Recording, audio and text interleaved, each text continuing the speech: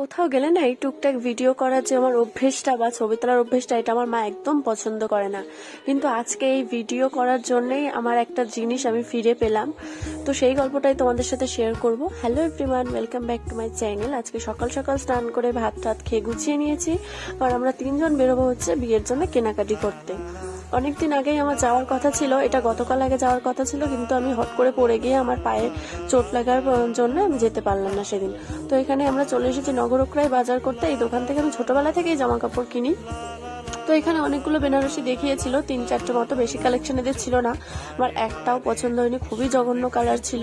তারপরে সেখান থেকে আরেকটা দোকানে চলে আসলাম। এই দোকানটা আমাদের বাড়ির পাশে একজনের আর কি মামাতো বোনের দোকান। তো এখানে দেখো বেনারসির কালেকশনগুলো বেশ সুন্দর ছিল। তো আমার কেনাকাটি করা শেষ। এবার হচ্ছে দীপের জন্য এখানে পাঞ্জাবি ওকে ভিডিও কলে দেখালাম, তো ওর ওই পাঞ্জাবিটা পছন্দ হয়েছিল, আর এই ধুতিটা আমার মায়ের পছন্দ হয়েছিল। তো তারপরে সেখান থেকে আমার মা এখানে যখন টাকা গুনছিল, আমার ভীষণ কষ্ট লাগছিল যে এতগুলো টাকা নষ্ট হয়ে যাচ্ছে, আমার জন্য খরচ হয়ে যাচ্ছে। তো এখানে দেখো আমার মা আর আমার বাবার মুখটা দেখো, কতটা চিন্তা করেছে যে বউ আর মেয়ে নিয়ে বেরিয়ে আমার পুরো পকেট ফাঁকা হয়ে যাচ্ছে। তো এখানে মায়ের আমি ভিডিও করছিলাম। দেন ওখান থেকে বেরিয়ে আমরা চলে আসলাম একটা কসমেটিক্স স্টোরে। আমরা জুয়েলারি শপে যাইনি, কারণ ওখানে প্রচন্ড দাম নাই।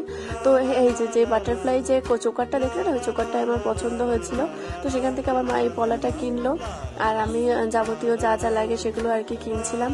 তো ওই চোকারটা আমরা ধুয়ে চলে আসি, আমাদের নিতে মনে ছিল না।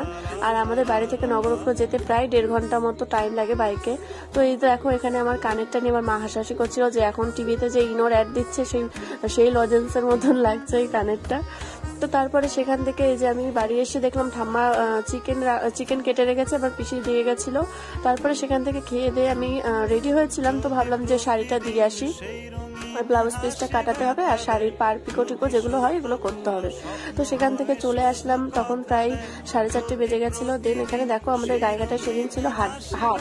তো সেখান থেকে টোটোয় করে একা একা ফিরছিলাম, গাটা ছমছম করছিল, কারণ অনেকদিন সন্ধ্যাবেলা বেরোনো না। ঠিক এই মোমেন্টে বাড়ি এসে এই যে জুয়েলারি এর ভিতরে যখন এটা দেখি, তখন দেখলাম ওর মধ্যে জুয়েলারিটা যেই আমি লক্ষ্য করেছি, আমার হাত পা পুরো ঠান্ডা হয়ে গেছে, কারণ ওটা আমার সব থেকে ফেভারিট ছিল।